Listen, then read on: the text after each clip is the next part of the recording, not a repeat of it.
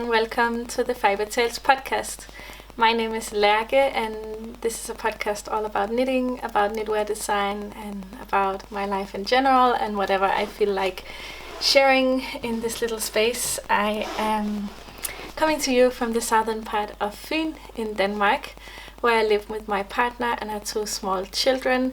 They are currently home and sick today. All of them tested positive for COVID except me. So they're not very sick, but they're a little bit tired right now and they're just watching a cartoon. So I thought I could try to sit down and talk a little bit. Also because I tried to record this yesterday and it just ended up being very rushed and not very nice. So I'm giving it another go today because I really wanted to talk about what I've been working on and a little bit about my yarn. I already had a shop update in the weekend, and unfortunately I didn't manage to get a podcast episode up before, so in case you missed it, I'm sorry. It was my plan, but yeah, things always happen. I'm a full-time knitwear designer and photographer, and I do everything myself, so it happens very often that my plans don't work out the way I planned them, because some things just take longer or some things come up when I least expect it. So, but I have a lot to show you and some new and exciting designs coming out. I will have 2 new designs in February if everything goes according to plan. If I don't get sick, there's a big chance I will get sick, or that I am already sick with COVID. We just had a test today, so yeah, it's hard to plan when this is the reality, but luckily none of us are really my partner and the kids are not very badly affected, so it's quite mild. Let me talk about the first thing I have here, and that is one of the patterns I'm hoping to release in February, and it's this little sock pattern. You might have seen it already on Instagram. Show them a little bit closer. It's so gloomy, so I hope it's possible to see things.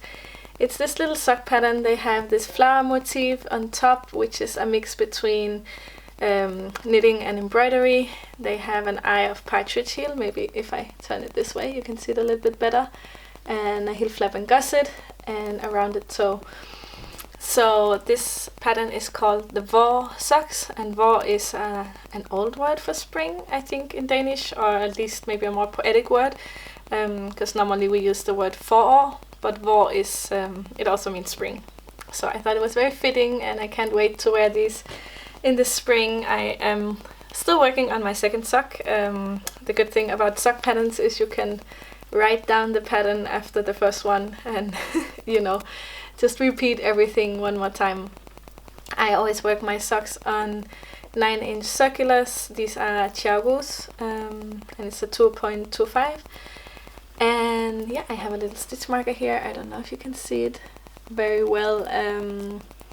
It is a little stitch marker I got from a bed of roses, and I use it whenever I have a project that needs a little help. What else is there to say about these socks? My testers are working on them. Some of them finished. They're very quick, and that also means I can have the pattern ready really soon. I will talk a bit about the yarn, which is a very special yarn. Actually, when I got the idea for these socks, I wrote my friend Jules, who has the company called Wool & Twine Fiber Studio, and she does natural dyed yarn with on natural bases, and she always has some beautiful bases. And I asked her if she had a more rustic sock base, and she had this one for me, which is a part of her limited edition. It's a limited edition yarn, and if I'm not mistaken, it's 100% Romney. I will check it so I'm not saying anything wrong, but it's a beautiful rustic woolen spun sock yarn, no superwash, no nylon, so I'm always a little excited and nervous to see how they hold up, because I have had some bad experience in the past with non-nylon yarn, and or yarn that doesn't have any reinforcement. But I do think it's possible to find good sock yarn without it. It just takes a little bit of trial and error, I think. But this yarn is very beautiful. It's the linen color, so it's like a little bit of a pink, warm pink, dusty pink kind of color. And yeah, it knits up beautiful. I will try to show you the stitch definition a little bit. Now these haven't been blocked, so of course it will look just a little bit more smooth once they've been blocked, but they do seem very sturdy and nice, and I can't wait to wear them. And you know, you might think like it's quite woolen for spring, but honestly in the spring you need something warm here, at least in the beginning of spring. And I think they will be perfect with some shorter pants or a skirt, and then some warm socks to keep your feet warm with some boots. Or yeah, I'm planning to make a little video to show how I would style these. And together with this, I actually have a little giveaway that I forgot to mention at the beginning. So the giveaway will be for another skein of this yarn, and since it's a limited edition yarn, this yarn is actually sold out.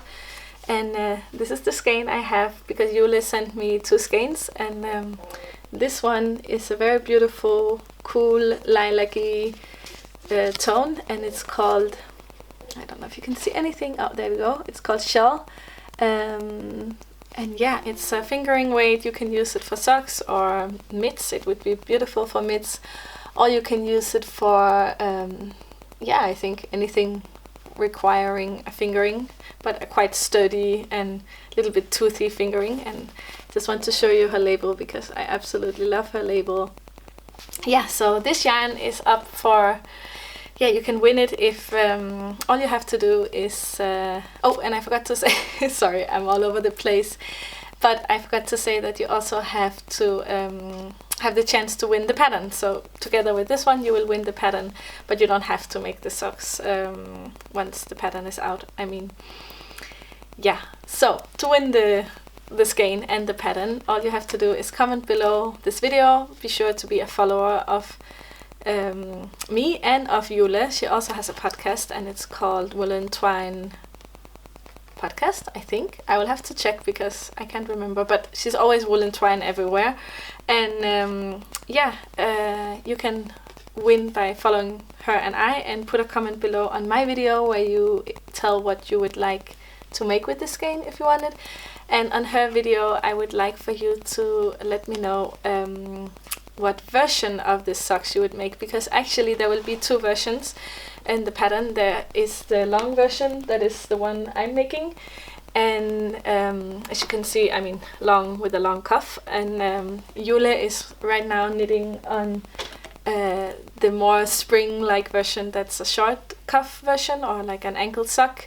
And I would encourage you to go and watch her latest episode where she shows the progress, and I actually think she finished them, so they might be finished in the episode. But yeah, go and watch her podcast and see how her version looks. But what I would like you to comment on her podcast is if you prefer knitting the long or the short version. So to sum it all up, because as I said, I'm a little bit all over here, all you have to do is comment on her video and on my video. On my video you comment what you would make with the skein, and on her video you can comment if you would like to make the short or long version.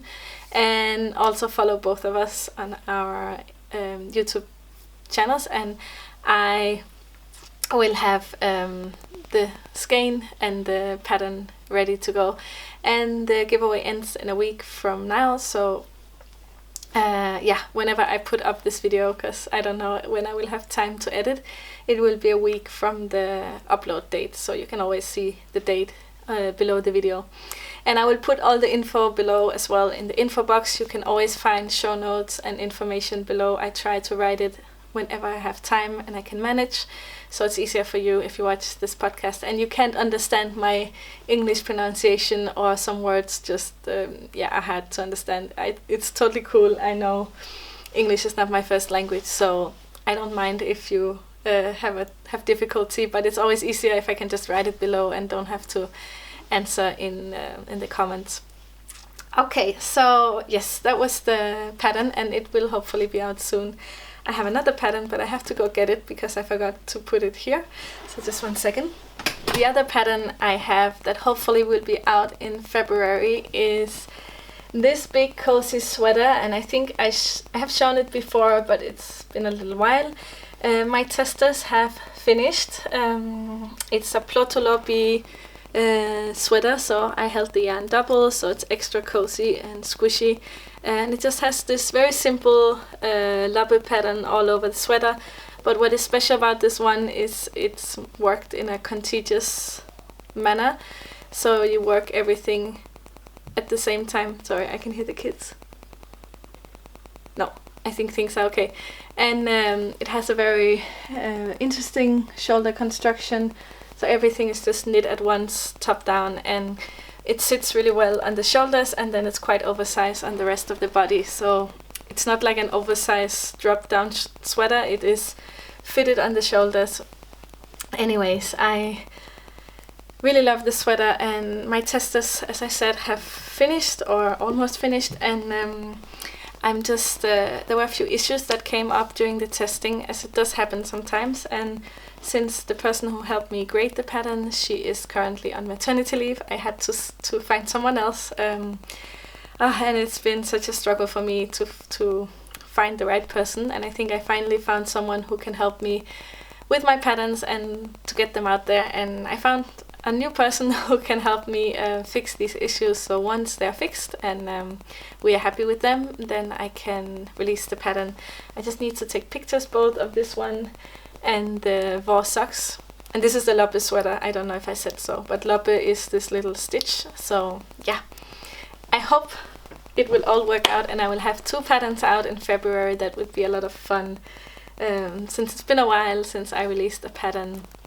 Other than that, I've been only knitting on some little things here and there. I've been working on another pair of socks that I just wanted to show for the yarn mainly, because there's not so much to show. So I was just working like a very simple, it's this way around, just a simple little ankle sock, because the skein is a 25 gram skein, so a 50 gram skein, sorry. I hope I will have enough, and I'm working an eye of partridge heel, just the same as I have on the other sock. It's one of my favorite decorative heels. It's very thick and squishy because you slip the stitches, and it just looks really nice. And here you can actually see when I work the heel flap, I normally use double pointed needles, and of course now these are just on hold, but normally I would have my 9-inch circular on the rest of the sock and work with double pointed for the heel. I find that a lot easier and less fiddly, but yes, I wanted to show you the yarn. That was what I said, and how it's knitting up. This is a naturally dyed sock yarn from Jules when I went there not so long ago, and I just think it's absolutely beautiful with the little brown specks. So I'm very happy with how this yarn is knitting up, and I can't wait to work on these once I have finished my other socks. Let's finish the pattern socks first. But yeah, that's just a little project that's been in the background. And I have also finished actually this pattern, or this sweater, that is, I think I showed it before. It's a textured yoke sweater that I think it's just, I love textured yoke sweaters. They're beautiful. This is also knit in yarn from Jules, and this is one of the bases that they dye on. So Jules makes naturally dyed yarn, if I didn't say so. You probably know them, and if you don't, go and check them out because they're beautiful and they are based here in Denmark. But this yarn is not dyed, and actually the only thing I finished on this one is the rest of the cuff. I think I showed it already in an episode.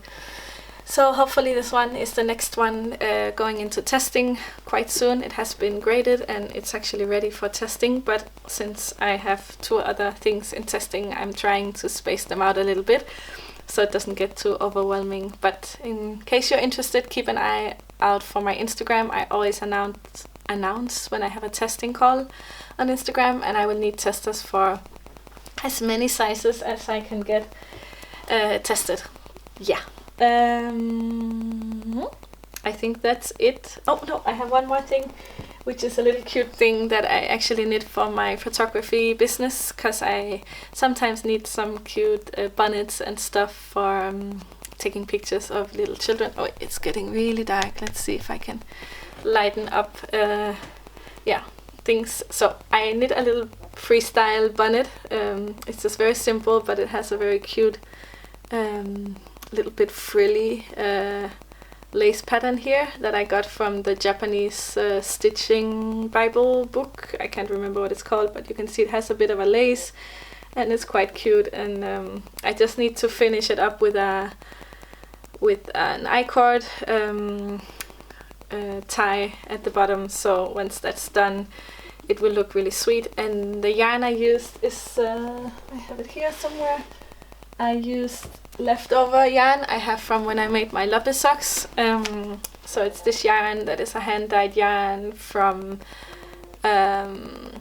Woolberry Fiber Co, I think she's called. And it is the pearl colorway. It's a non-superwash sock base, or not sock but fingering. And I paired it with the Tilia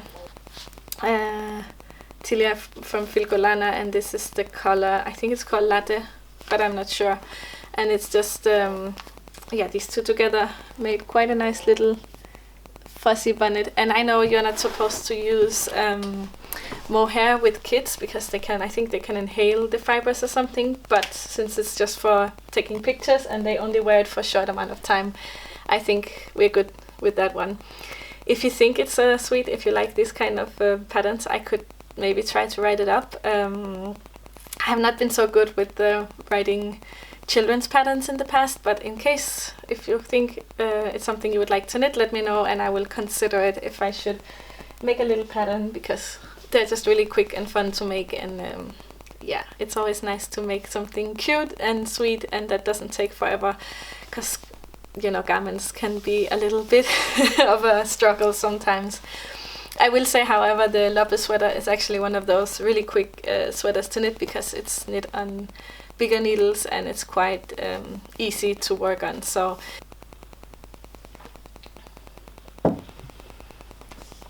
as the next thing, I really wanted to talk about the yarn sale I had. As I said, it's already happened and it might not be so interesting to hear about, but I really wanted to show the yarn and also just talk about one thing I made for this sale. So the yarn is here, and if you have watched my podcast for some time, you have seen this yarn before.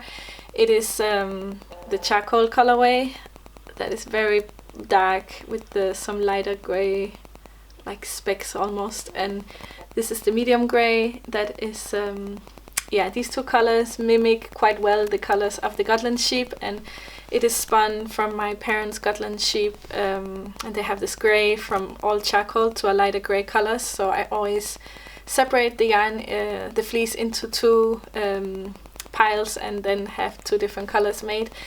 And it's mixed with local yarn that they're just white sheep. And I don't know exactly what, I think they're mixed species, or like race, not species. They're mixed race, but they're all the yarn that goes into, all the fleece that goes into this yarn is local to me and is organic, which I think is very important when it can be done. And it's spun very close to me as well, so everything happens within I think 30 minutes driving. It's quite amazing to be able to make something like that in today's world, where your clothes is being made in the other end of the world, and it's just so hard to know the chain of I don't know. I think there's a word for that. There's a word for that, but I cannot remember. Anyways, when it's so hard to know all the steps a product goes through to get to you, and with this one, I know where the sheep grew up. I know the people who spun the yarn. I went there myself. I skirted the fleece myself. I did everything myself, and it's all made here locally. So right now I'm wrapping up the packages. I almost have all of them ready to go, and I will send them out. And I will have another shop update, I think, in the fall.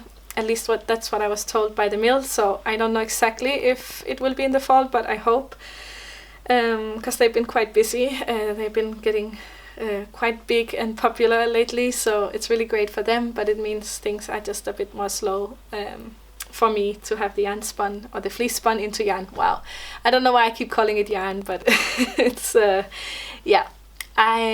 So these were the skeins that I had up in this shop update, and I think I will make something similar for the next shop update. I really like it. I wanted to show you, well, I will show you another time. I have a sweater or cardigan that I made in this yarn, and it's just been so amazing this winter, and that's another pattern that I hope to have ready for you sometime, now that I have a grader that works with me, and I can get the patterns out a little more quickly. I hopefully can have more garments coming, but I will finish up with the yarn, and then I can talk more about pattern writing, in case you're interested in that part. But one of the things I had made for my yarn sale, so normally I have my little labels here that I print.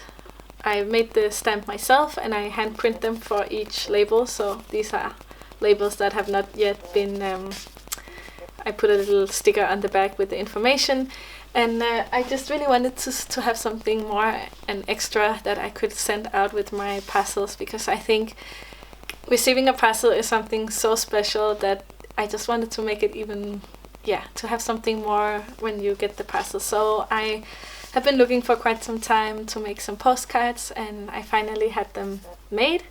And these are the postcards. So in the picture, it's me with my gros shawl, which is a pattern I made.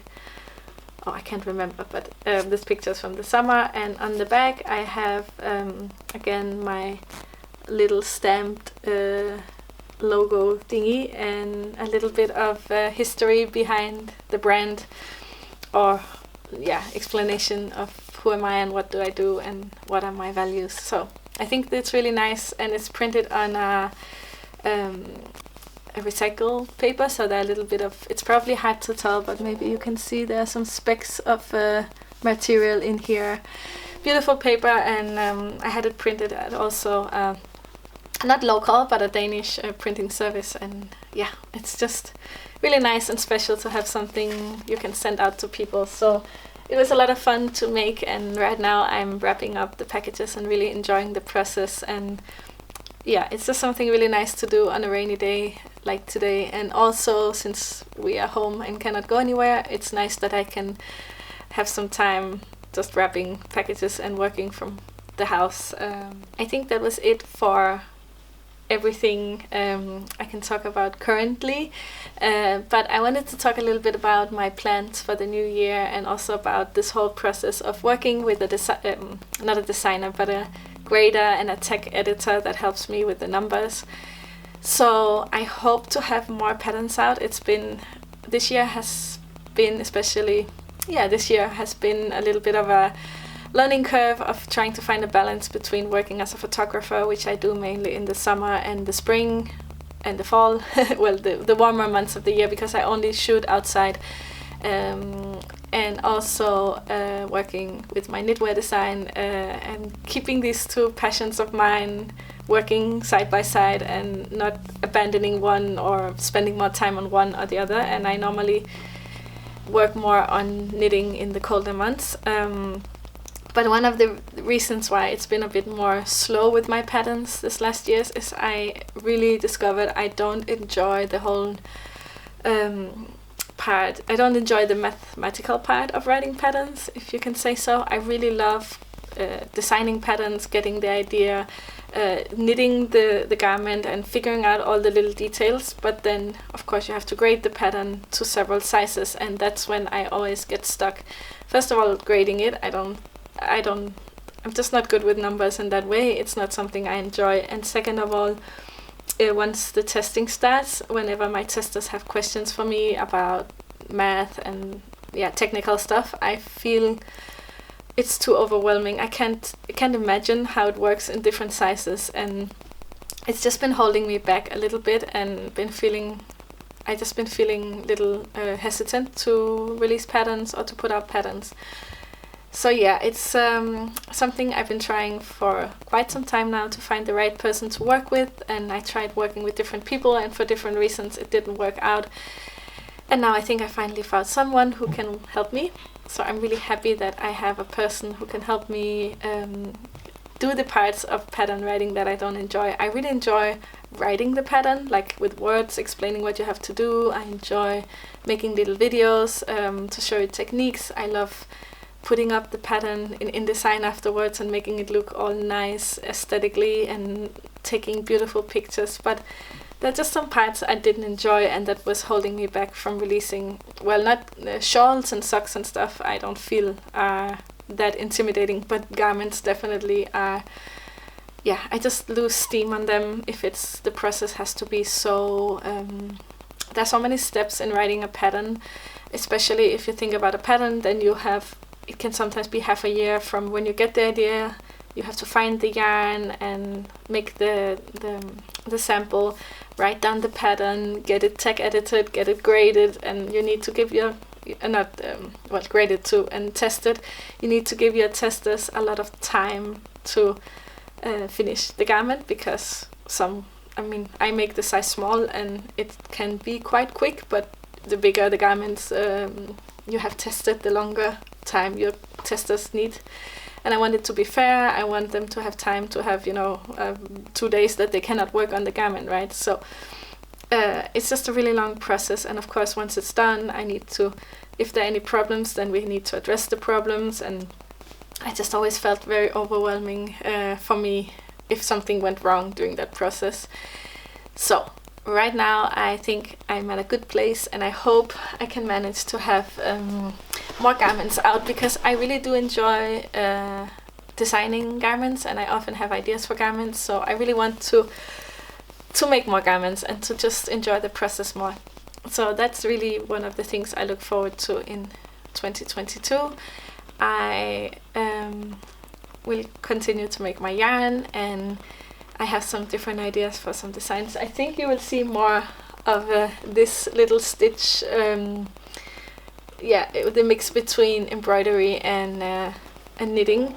And it's really easy to do, and the way I make it, you don't have to place the embroidery, which can be quite hard. So yeah, I think I will make some more designs with these sweet flowers. As always, I have a lot of inspiration from nature. I like playing with textures and sometimes color work, and I have a lot of plans. I just hope I can make it go smoothly, so I can focus on the things that bring me joy and that make me love this job as I do. But yeah, so I don't feel stuck every now and then. That's it for today's episode. I hope you really enjoyed following along and hearing me talk about everything, and cross your fingers that I won't get sick, because I'm a little nervous that it's gonna be my turn next, and that might also mean some things are postponed. That's why I don't give out deadlines for when my patterns come out, because it's just so easy that something goes wrong. And yeah, but it seems like we are being quite lucky with that we're not getting too sick, and hopefully I will go through it too. And yeah, I hope you have a lovely start of the year, and that things wherever you live are okay, and that you're still hanging in there with everything, and that you can focus on the nice things like knitting and things that. And of course my camera decided to stop just before I was saying bye, but I have nothing else to add. I just wanted to say bye, take care.